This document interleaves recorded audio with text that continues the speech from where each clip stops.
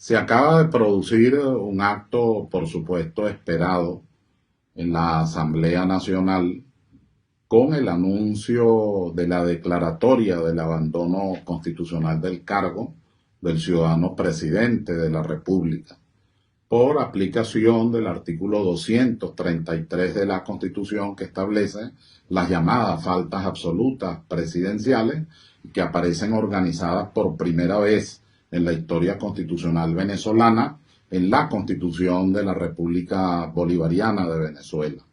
Lamentablemente, el mal uso, el juego demagógico, las mentiras colectivas, la trapacería permanente de muchos de los voceros de esa oposición que da la espalda a los intereses nacionales y a los intereses del país, crea alguna confusión que necesariamente hay que aclarar. En primer lugar, el periodo presidencial es de 6 años. Al presidente de la República le faltan 2 años y debe cumplir con esos 2 años para la estabilidad democrática. Abandono del cargo es que el presidente no cumpla con los 2 años que le faltan y para los que fue elegido por la soberanía popular en expresión directa del pueblo de Venezuela. En segundo lugar, la teoría del abandono no se puede tomar con esa liviandad de la palabra, como que si se tratara de un hecho vinculado al derecho civil, al derecho de familia, al derecho aeronáutico, entre otros. Esto es derecho constitucional. Y abandono del cargo a lo que se refiere es al cumplimiento de las atribuciones y competencias y a las funciones específicamente constitucionales. Presidente, jefe de Estado, jefe de gobierno, jefe de la Administración Pública Nacional, comandante en jefe de la Fuerza Armada Nacional Bolivariana y superior jerárquico de la misma, entre otras muchas competencias y atribuciones que están a lo largo de la Constitución vigente en Venezuela. En consecuencia, para poder declarar el abandono del cargo, habría que sustanciar un expediente. Por ejemplo, si el presidente está cumpliendo o no con su función de superior jerárquico de la Fuerza Armada Nacional, si ha colaborado con los ascensos militares, si está atento a nuestras hipótesis de conflictos fronterizas. A mí en lo personal me consta el trabajo permanente del presidente de la República y de nuestro actual ministro de la Defensa en esa materia. Pero podríamos tratarlo también en los temas sociales propios de un presidente de la República. Por cierto, ahí dan un ejemplo muy mal traído, muy menguado, de muy poca fundamentación y de muy poca lógica.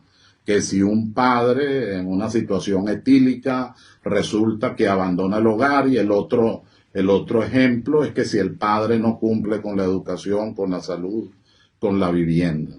De eso no se trata. Si nosotros aplicáramos, absolutizáramos ese concepto, entonces resulta que todos los países del universo, del mundo conocido, tendrían que destituir a sus presidentes. Porque una cosa es la función constitucional, el esfuerzo, las medidas, las decisiones que se tienen que tomar como se están tomando. El presidente asiste, dirige, coordina, preside el Consejo de Ministros. El presidente preside el Consejo de Defensa Nacional. El presidente mueve de manera muy fuerte todo lo que tiene que ver con la misión vivienda, con lo que tiene que ver además con la seguridad alimentaria, con lo que tiene que ver con la parte agroalimentaria y minera, entre otros muchísimos aspectos pues que son de la opinión pública nacional en su apreciación, en su debate, pero que por supuesto están allí. Actuar de otra manera sería violar tratados internacionales y exacerbar la norma. Los tratados internacionales exigen unas garantías para cualquier procedimiento. ¿Cómo va a haber una declaratoria de abandono del cargo de naturaleza político-partidista y inmediatamente se va a decir que ya por eso no hay presidente? ¿Dónde está la sustanciación del expediente? ¿Dónde están las pruebas?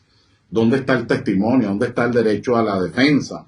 Yo me imagino que en materia internacional y en la comunidad internacional esto se verá como un hecho verdaderamente insólito, que porque se reúnen unos diputados y sin juicio alguno sin procedimiento alguno, ellos deciden que el presidente abandonó el cargo, sin defensa y sin un sistema de garantías que está previsto en la Constitución, está previsto en el Pacto de Derechos Civiles y Políticos, está previsto en la Convención Americana de Derechos Humanos, y la mejor doctrina se encuentra en el Tribunal de Derechos Humanos de Estrasburgo como producto de la Convención Europea.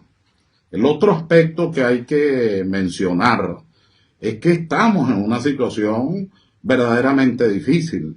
Se declara en contumacia, se declara ilegítima, desincorpora definitivamente a los diputados esta Asamblea Nacional de un sector de la vida nacional, que en este caso es la oposición al gobierno bolivariano, y con ese expediente, con esas ideas, con esos argumentos, entonces se pretende sostener un supuesto abandono, se pretende sostener un supuesto incumplimiento o un supuesto no desarrollo de cometidos y competencias. A esto hay que agregar, lo digo con toda responsabilidad ante el país, el artículo 333 de la Constitución.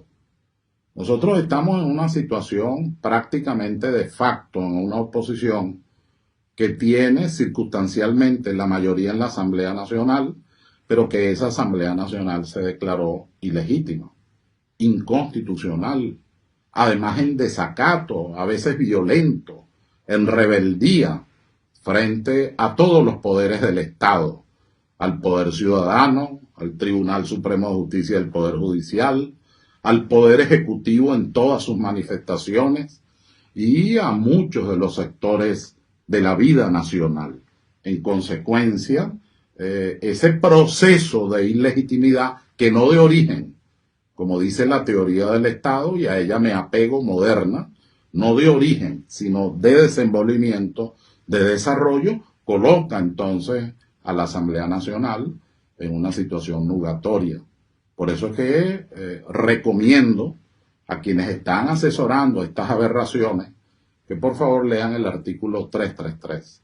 Cualquier ciudadano o ciudadana investido no de autoridad está en el deber de restablecer el orden constitucional cuando él ha sido modificado, violado, transformado por mecanismos no previstos en la Constitución. Este es un mecanismo que no está en la Constitución, porque supone un pronunciamiento sobre un expediente, supone el derecho a la defensa y supone además el juez natural, que es una de las garantías judiciales internacionales. ¿Quién sería el juez natural en un proceso político? Una Asamblea Nacional legítima, una Asamblea Nacional conforme a la Constitución. No puedo terminar esta intervención sin referirme a las posturas arlequinescas de un, hace horas, expresidente de la Asamblea Nacional y probablemente el peor presidente que ha tenido el Parlamento venezolano desde 1811 hasta 2016-17. Lamentablemente, el señor Henry Ramos Ayub, acostumbrado a la trapacería, a la intriga, a la cosa pequeña, traidor al llamado caudillo de AD, traidor a Carlos Andrés Pérez, traidor a Lucinchi, traidor a su propia gente, a la propia Acción Democrática, ahora quiere presentarse como un gran analista de la Constitución, después que tuvo que salir por la guardilla. Él de verdad entró por la guardilla. Él entró en lo chiquito cuando desmontó la imagen de Simón Bolívar porque no le gustaba. Yo le quiero recordar que cuando fue a mi casa y se quedó mirando al Libertador, le dije y lo he repetido varias veces: no exprese criterios equivocados o negativos sobre el padre de la patria, porque esto no es la Asamblea Nacional.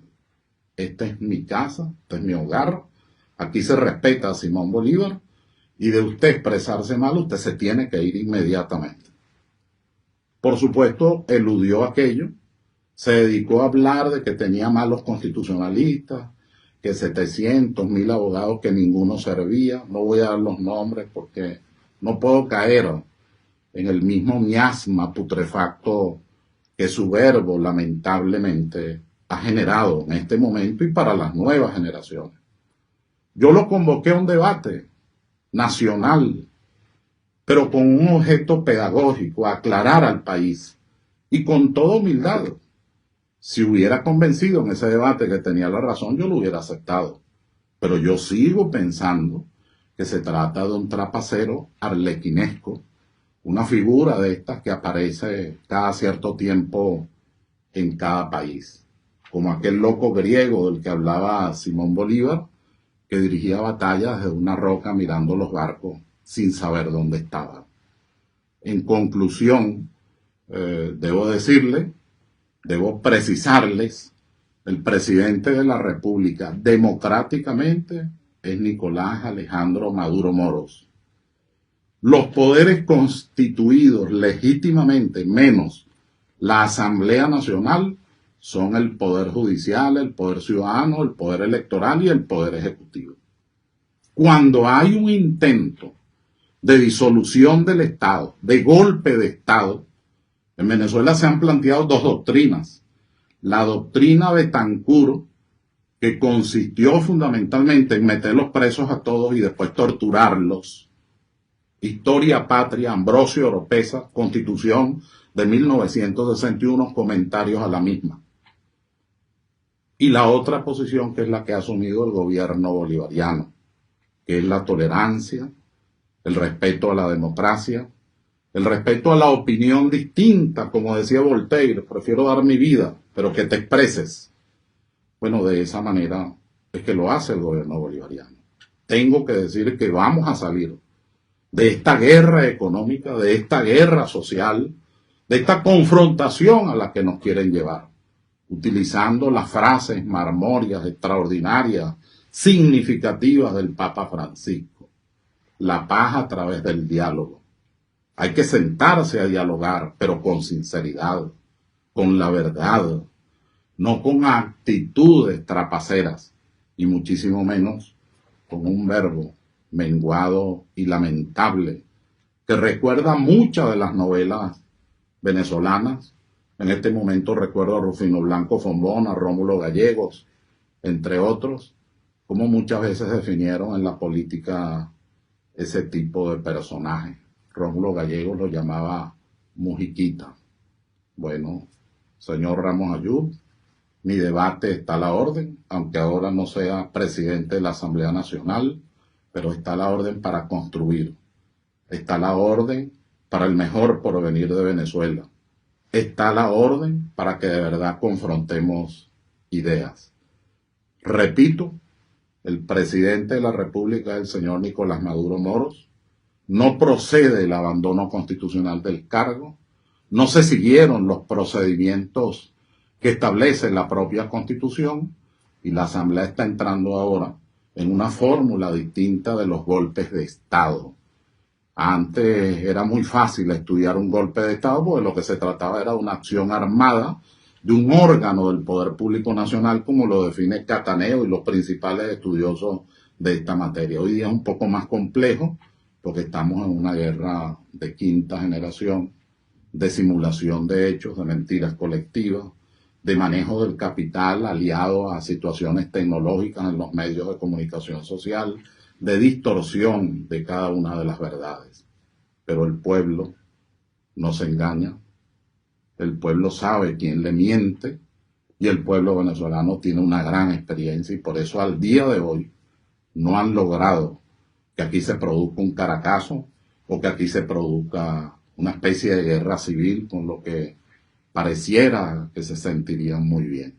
Nosotros abogamos por la familia venezolana, abogamos por la justicia, los derechos humanos y la paz.